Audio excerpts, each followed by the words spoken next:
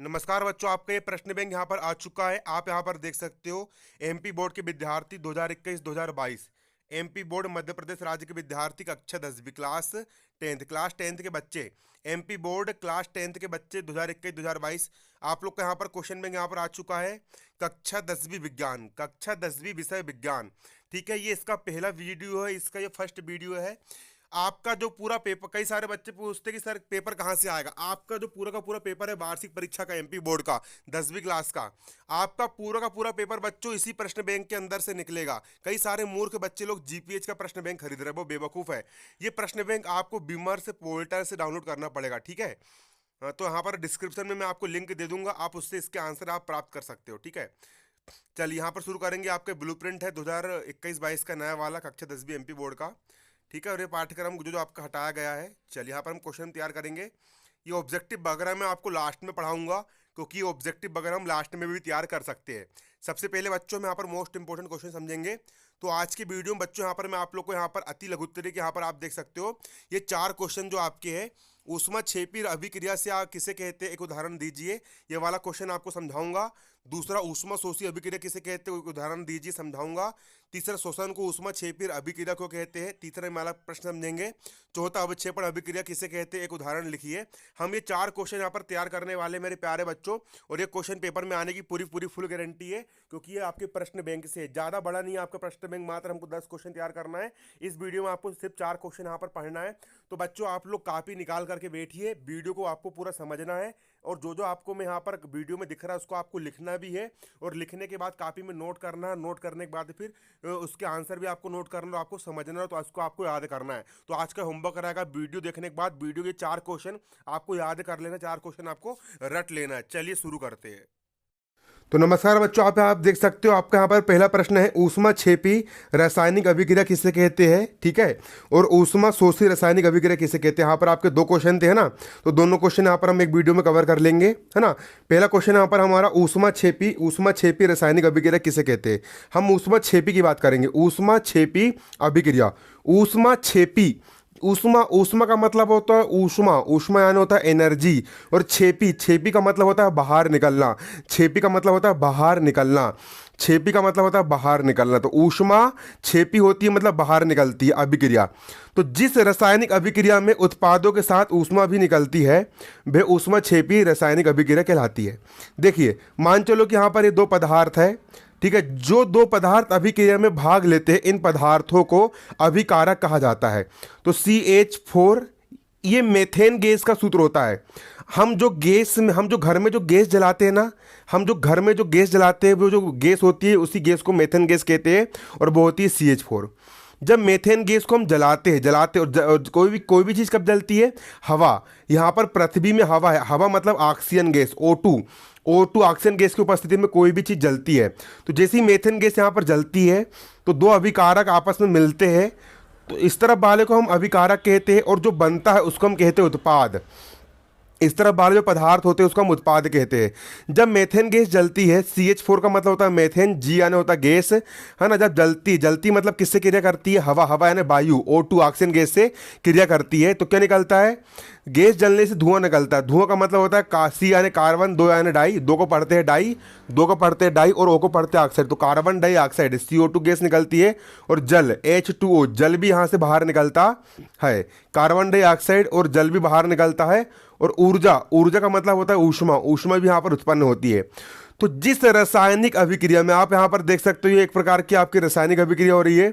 जिस रासायनिक अभिक्रिया में उत्पादों के साथ साथ ये उत्पाद बने हैं, कार्बन डाइऑक्साइड और जल, ये दोनों आपके उत्पाद है। जिस रासायनिक अभिक्रिया में उत्पादों के साथ साथ, उत्पाद बनने के साथ साथ ऊष्मा भी निकलती है। क्या निकलती है, ऊष्मा या ऊर्जा भी निकलती है। ऊर्जा भी निकलती है। जिस रासायनिक अभिक्रिया में उत्पादों के साथ साथ ऊष्मा भी निकलती है वह ऊष्माक्षेपी अभिक्रिया कहलाती है। जिस रासायनिक अभिक्रिया में उत्पादों के साथ साथ उत्पाद निर्माण के साथ साथ ऊर्जा भी निकलती है, ऊष्मा भी उत्पन्न होती है, उसको हम ऊष्माक्षेपी अभिक्रिया कहते हैं। जिस रासायनिक अभिक्रिया में उत्पादों के साथ साथ, ये उत्पाद बन रहे, उत्पादों के साथ साथ ऊष्मा यानी ऊर्जा भी निकलती है, ऊर्जा भी उत्पन्न होती है, उसको हम ऊष्माक्षेपी रासायनिक अभिक्रिया कहते हैं। फिर से, जिस रासायनिक अभिक्रिया में, यहाँ पर एक रासायनिक अभिक्रिया हो रही है, जिस रासायनिक अभिक्रिया में उत्पादों के साथ साथ, ये उत्पाद बन रहा है, उत्पाद के साथ साथ ऊष्मा भी निकलती है, ये ऊष्मा निकल रही है, एनर्जी बाहर निकल रही है, ऊष्मा भी निकलती है, ऊष्मा बाहर निकलती है, इसलिए उसको हम ऊष्माक्षेपी अभिक्रिया कहते हैं। आपको समीकरण भी लिख के आना पड़ेगा पेपर में। CH4 हो गया methane plus 2O2 oxygen gas H2 CO2 plus 2H2O plus ऊर्जा यानी ऊष्मा, उसको आप याद कर लीजिएगा। इस अगली होती ऊष्मा शोषी। ऊष्मा का मतलब होता है एनर्जी, और शोषी का मतलब होता है सोख लेना। सोख लेना का मतलब होता है खींच लेना, ठीक है। ऊष्मा शोषी, जिस रासायनिक अभिक्रिया में ऊष्मा का अवशोषण होता है, जिस रासायनिक अभिक्रिया में ऊष्मा का अवशोषण होता है, मतलब ऊष्मा सोख ली जाती है, शोषित कर ली जाती है, वह ऊष्मा शोषी अभिक्रिया कहलाती है। जैसे कि आप देख सकते हो, जैसे कि यहाँ पर एक पदार्थ है, ऊष्मा शोषी रासायनिक अभिक्रिया का एग्जाम्पल आप ये वाला मत लिखना, बल्कि आप ये वाला लिख करके आना, ठीक है। ये भी ऊष्मा शोषी रासायनिक अभिक्रिया का एग्जाम्पल है। जैसे कि आप देख सकते हो, ये वाला एग्जाम्पल आप लिख करके आना उसका, ठीक है, ये वाली लाइन। जैसे कि आप यहाँ पर देख सकते हो, जो चूना पत्थर होता है, संगमरमर चूना पत्थर, जो पहाड़ होता है, चूना पत्थर जो हम पहाड़ में जाते हैं तो चूना का पत्थर मिलता है, उसको संगमरमर खड़िया भी कहते हैं, चूना पत्थर भी कहते हैं। उसका सूत्र होता है CaCO3। इसको पढ़ते हैं, Ca का मतलब होता है कैल्शियम और CO3 का मतलब होता है कार्बोनेट। कैल्शियम कार्बोनेट, ये चूना पत्थर का सूत्र होता है, ठीक है। तो इसको जब इसको ऊष्मा देना पड़ता है, ये ऊष्मा को सोखता है, इसको गर्म करना पड़ता है, इसको अपनी तरफ से इसको अपन को गर्म करना पड़ता है, ये ऊष्मा को सोखता है, इसको गर्म करना पड़ता है ना। और जैसे इसको ऊष्मा मिलती है, जैसे इसको हम गर्म करते हैं तो धुआं बाहर निकल जाता है। धुआं बाहर निकलता है मतलब कार्बन डाइऑक्साइड गैस बाहर निकल जाती है। C का मतलब होता है कार्बन, 2 ऑक्सीजन मतलब डाई, O यानी ऑक्साइड, कार्बन डाइऑक्साइड है ना, ये CO2 यहाँ से बाहर निकल जाता है। जैसे ही हम चूना पत्थर को गर्म करते हैं तो कार्बन डाइऑक्साइड गैस क्या होती है, बाहर निकल जाती है, और यहाँ पर बचा Ca, और एक कार्बन तो बाहर निकल गया, 3 ऑक्सीजन में से 2 ऑक्सीजन बाहर निकल गया, बचा एक ऑक्सीजन, वो एक ऑक्सीजन यहाँ पर आपका CO बन जाता है। तो यहाँ इस अभिक्रिया के संपन्न होने में इस पदार्थ ने ऊष्मा को सोखा, है ना, ऊष्मा इसमें अवशोषित हुई, इसीलिए इसको इस प्रकार से हम ऊष्मा शोषी रासायनिक अभिक्रिया कहते हैं। एग्जाम्पल आपको लिख के आना, ठीक है। वह रासायनिक अभिक्रिया, जिस रासायनिक अभिक्रिया में ऊष्मा का अवशोषण होता है, ये ऊष्मा इसने सोख लिया और तब जाकर के अभिकारकों में टूटा, ठीक है। जिस रासायनिक अभिक्रिया में ऊष्मा का अवशोषण होता है, वह ऊष्मा शोषी अभिक्रिया कहलाती है, ठीक है। जैसे कि CaCO3, इसने ऊष्मा को ले लिया और CaO प्लस CO2 बनाया। जिस रासायनिक अभिक्रिया में ऊष्मा का अवशोषण होता है, वह ऊष्मा शोषी रासायनिक अभिक्रिया कहलाती है। ये देखो, जिस रासायनिक अभिक्रिया में ऊष्मा का अवशोषण होता है, जिस रासायनिक अभिक्रिया में ऊष्मा का अवशोषण होता है, ऊष्मा सोख ली जाती है, वह ऊष्मा शोषी रासायनिक अभिक्रिया कहलाती है। क्या कहलाती है? ऊष्मा शोषी रासायनिक अभिक्रिया कहलाती है। जिस रासायनिक अभिक्रिया में ऊष्मा का अवशोषण होता है, वह ऊष्मा शोषी रासायनिक अभिक्रिया कहलाती है ना। जैसे कि देख सकते हो, ये हो गया CaCO3, इसने ऊष्मा को ले ली और ये 2 भागों में टूट गई। तो जिस रासायनिक अभिक्रिया में ऊष्मा का अवशोषण होता है, वह ऊष्मा शोषी रासायनिक अभिक्रिया कहलाती है। वह क्या कहलाती? वह कहलाती ऊष्मा शोषी, वह ऊष्मा शोषी रासायनिक अभिक्रिया कहलाती है। जैसे CaCO3, इसने ऊष्मा ले ली तो CaO प्लस CO2 बना, ऊष्मा शोषी रासायनिक अभिक्रिया कहलाती है। अगला क्वेश्चन है बच्चों, यहाँ पर आप देख सकते हो, ये 2 क्वेश्चन तो आपने यहाँ पर तैयार कर चुके हो। पहला क्वेश्चन कर लिया हमने तैयार, ऊष्माक्षेपी किसे कहते हैं, दूसरा ऊष्मा शोषी किसे कहते हैं। अगला, श्वसन को ऊष्माक्षेपी अभिक्रिया क्यों कहा जाता है। जो श्वसन होता है, श्वसन का मतलब होता है सांस लेना, श्वसन का मतलब होता है सांस लेना, उसको ऊष्माक्षेपी रासायनिक अभिक्रिया क्यों कहा जाता है। इससे पहले कि मैं आपको श्वसन वाला समझाऊं, ये लास्ट में समझना, ये जो लास्ट क्वेश्चन है ये वाला, अवक्षेपण अभिक्रिया किसे कहते हैं, पहले आप ये समझ लीजिए। अवक्षेपण अभिक्रिया क्वेश्चन में है ना, उसके बाद हम समझेंगे अवक्षेपण अभिक्रिया। देखिए, अवक्षेपण अभिक्रिया यहाँ पर ये दी गई है, अवक्षेपण अभिक्रिया। अवक्षेपण अभिक्रिया, अवक्षेपण अभिक्रिया, अवक्षेपण अभिक्रिया से आप क्या समझते हो, उदाहरण देकर समझाइए। अवक्षेपण अभिक्रिया, अवक्षेपण अभिक्रिया, अवक्षेपण अभिक्रिया। तो देखो, जब दो अभिकारक, जब दो अभिकारक, अभिकारक का मतलब होता है क्रियाकारक, जब दो अभिकारक या क्रियाकारक, जब दो अभिकारक या क्रियाकारक विलयन आपस में अभिक्रिया करके, जब दो अभिकारक विलयन आपस में अभिक्रिया करके अविलय ठोस उत्पाद बनाते हैं, तो उस विलयन में ठोस के कण अविक्षेपित हो जाते हैं। इस क्रिया को अविक्षेपण कहते हैं। अविक्षेपण का मतलब होता है अविक्षेप बनना। अविक्षेप का मतलब होता है कि फेस फेस बन जाना, जिसको हम छन्नी से छान के हम अलग कर देते हैं, उसको हम अविक्षेप कहते हैं। जैसे कि देखो, मैंने दो क्रिया कारक लिया, मैंने दो अभिकारक लिया। पहला अभिकारक लिया मैंने AgNO3, Ag को पढ़ते हैं सिल्वर और NO3 को पढ़ते हैं नाइट्रेट, तो इसके नीचे आप लिख लेना नाम सिल्वर नाइट्रेट। और दूसरा है NaCl, Na को पढ़ते हैं सोडियम और Cl को पढ़ते हैं क्लोराइड, सोडियम क्लोराइड। मैंने सिल्वर, Ag यानी सिल्वर, NO3 मतलब नाइट्रेट, मैंने सिल्वर नाइट्रेट पहला अभिकारक लिया और दूसरा अभिकारक NaCl, सोडियम क्लोराइड, ये मैंने दूसरा अभिकारक लिया। जब दो अभिकारक विलयन, ये पहला विलयन हो गया सिल्वर नाइट्रेट का अभिकारक विलयन और दूसरा विलयन हो गया यहाँ पर आपका सोडियम क्लोराइड का विलयन। जब दो अभिकारक विलयन, जब दो अभिकारक विलयन आपस में अभिक्रिया करके, जब ये दो अभिकारक विलयन आपस में अभिक्रिया करेंगे और आपस में अभिक्रिया करके ठोस उत्पाद बनाते हैं। ये जो पदार्थ AgCl, ये ठोस है। ये कैसा है? ठोस है।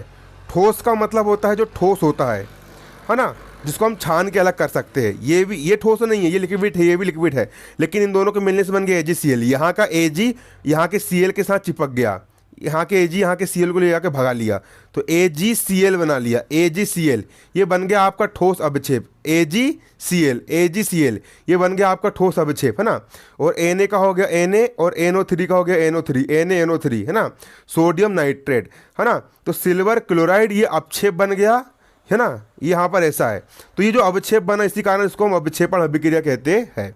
जब दो अभिकारक विलयन आपस में अभिक्रिया करके, जब दो अभिकारक विलयन आपस में अभिक्रिया करके अविलय, अविलय मतलब जो घुलता नहीं है, अविलय का मतलब होता है वह पदार्थ जो जल में नहीं घुलता, अविलय ठोस उत्पाद बनाते हैं, अविलय ठोस उत्पाद बनाते हैं, है ना।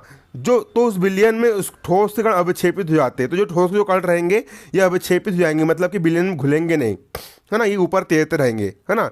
तो उस विलयन में उस ठोस के कण अविक्षेपित हो जाते हैं, AgCl के कण अविक्षेपित हो जाएंगे, तो इस क्रिया को अविक्षेपण अभिक्रिया कहते हैं। इस क्रिया को हम कहते हैं अविक्षेपण अभिक्रिया कहते हैं। इसका समीकरण यहाँ पर आपको लिख लेना है, ठीक है। अब अगला क्वेश्चन है बच्चे यहाँ पर आपका, श्वसन को ऊष्मक्षेपी अभिक्रिया क्यों कहते हैं। देखिए इसका क्वेश्चन यहाँ पर आपका है, श्वसन को ऊष्मक्षेपी अभिक्रिया क्यों कहा जाता है, तो इसको भी यहाँ पर हम समझेंगे। श्वसन को ऊष्मक्षेपी अभिक्रिया क्यों कहते हैं, इसके लिए मुझे थोड़ा बुक का इस्तेमाल करना पड़ेगा। श्वसन को ऊष्मक्षेपी अभिक्रिया क्यों कहा जाता है। अरे तू मिले दिल खिले और जीने को क्या चाहिए, ना हो तू उदास तेरे पास पास में रहूंगा जिंदगी भर, सारे संसार का प्यार मैंने तुझी में पाया। आपका क्वेश्चन यहाँ पर है, श्वसन को ऊष्मक्षेपी अभिक्रिया क्यों कहते हैं, तो इसका आंसर यहाँ पर ये लिखा हुआ है, ये आपकी बुक के पेज नंबर 8 पर आपको मिल जाएगा। देखिए श्वसन, श्वसन का मतलब होता है सांस लेना, ये सांस लिया, सांस छोड़ना, ये सांस छोड़ दिया। तुम ऐसा मत करना, तो कई बार नाक बाहर आ जाती है, ठीक है। तो देखिए श्वसन को ऊष्मक्षेपी अभिक्रिया क्यों कहा जाता है। तो देखो ना, श्वसन को ऊष्मक्षेपी अभिक्रिया क्यों कहते हैं। देखो बच्चों, अरे देख लो मेरे मुन्ना, देख ले बेटा, देख ले, पढ़ ले रे, पास हो जाएगा रे। श्वसन को ऊष्मक्षेपी अभिक्रिया, ऊष्मक्षेपी का मतलब होता है जिसमें ऊष्मा बाहर निकलती है, उसको हम ऊष्मक्षेपी अभिक्रिया कहते हैं। तो देखिए इसका आंसर लिखना, जीवित रहने के लिए हमें ऊर्जा की आवश्यकता होती है। जिंदा रहने के लिए और जीवित रहने के लिए हमें किसकी आवश्यकता होती है, जीवित रहने के लिए हमको ऊर्जा की आवश्यकता होती है। और ये जो ऊर्जा होती है, ये ऊर्जा हमें भोजन से प्राप्त होती है। जीवित रहने के लिए हमें ऊर्जा की आवश्यकता होती है और यह ऊर्जा हमें भोजन से प्राप्त होती है। यह ऊर्जा हमें कहाँ से प्राप्त होती है, यह ऊर्जा हमें भोजन, हम जो खाना खाते हैं, हम जो भोजन करते हैं, उस भोजन से हमको ये ऊर्जा प्राप्त होती है। जीवित रहने के लिए, जीवित रहने के लिए हमें ऊर्जा की आवश्यकता होती है। जीवित रहने के लिए मतलब जिंदा रहने के लिए हमें ऊर्जा की आवश्यकता होती है, और यह ऊर्जा हमें भोजन से प्राप्त होती है। हम जो खाना खाते हैं, हम जो भोजन करते हैं, उस भोजन से हमको ये ऊर्जा प्राप्त होती है। ऊर्जा हमें भोजन से प्राप्त होती है।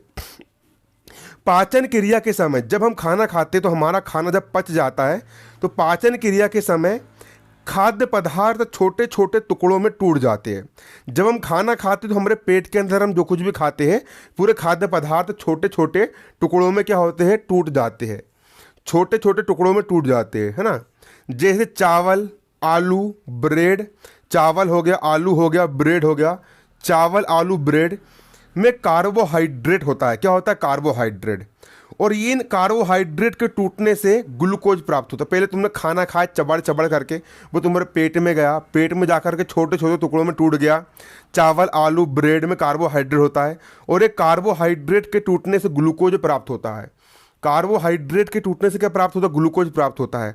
और ये जो ग्लूकोज होता है, ये ग्लूकोज हमारे शरीर की कोशिकाओं में उपस्थित ऑक्सीजन से मिलकर हमें ऊर्जा प्रदान करता है। ये जो ग्लूकोज होता है, ये ग्लूकोज हमारे शरीर की कोशिकाओं में उपस्थित ऑक्सीजन से मिलकर, हमारे शरीर की जो कोशिकाएं होती है, हमारे शरीर की कोशिका में उपस्थित जो ऑक्सीजन होती है, उस ऑक्सीजन से मिल करके हमको ऊर्जा प्रदान करता है। इस अभिक्रिया को श्वसन कहते हैं, है ना। तो आप देख सकते हो आपकी कोशिका के अंदर क्या होगा, ये ग्लूकोज हो गया C6H12O6, ये ग्लूकोज हो गया। ये कहाँ चला गया, आपने जो खाना खाए, आपने खाना खाया तो आपकी कोशिका के अंदर ग्लूकोज आ गया। और आपने जो सांस लिए, जो अपने ऑक्सीजन गैस आपके अंदर गई, ये हो गया ऑक्सीजन गैस। इनके मिलने से बनता है कार्बन डाइऑक्साइड, CO2। ये कार्बन डाइऑक्साइड गैस को आपने बाहर छोड़ दिए। अगला बना जल। जल को आपने टॉयलेट के माध्यम से बाहर निकाल दी, और ऊर्जा उत्पन्न होती है ना। तो श्वसन की जो अभिक्रिया होती है उसमें ऊर्जा उत्पन्न होती है। इसी कारण श्वसन को ऊष्माक्षेपी अभिक्रिया कहते हैं। हमें ऊर्जा प्रदान करता है। इस अभिक्रिया का नाम श्वसन है। चूंकि इसमें ऊष्मा उत्सर्जित होती है, इसलिए श्वसन को ऊष्माक्षेपी अभिक्रिया कहा जाता है। तो ये होगा भैया आपके 4 क्वेश्चन। 4 क्वेश्चन आप याद कर लीजिए। अगला वीडियो आपका विज्ञान का कल आएगा, उसमें आगे के 4-5 क्वेश्चन और करवाऊंगा। धन्यवाद। जय हिंद, जय भारत।